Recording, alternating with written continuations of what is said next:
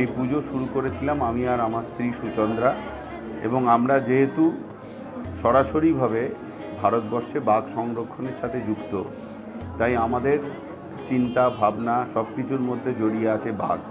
তাই আমরা সবসময় আমাদের বাড়ির দুর্গাকে আমরা বাঘের পিঠেই দেখি।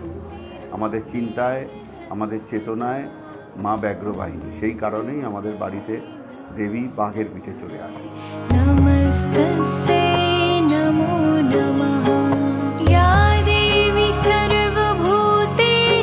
আমাদের পুজোটা করার মূল উদ্দেশ্য হচ্ছে বন্ধু বান্ধব আত্মীয় পরিজনদের নিয়ে একটা উৎসব পালন করা, এবং সেই উৎসবকে কেন্দ্র করে আমাদের বাড়িতে সবাই এই একটা সময় আমরা একসাথে জড়ো হই এবং আমরা পুজোটা হৈ হৈ করে করার চেষ্টা করি।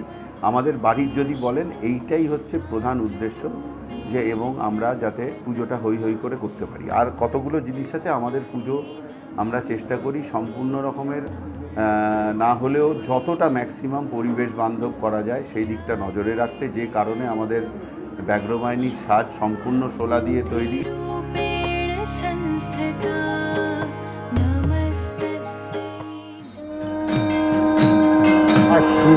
শারদ প্রাতে বেজে উঠে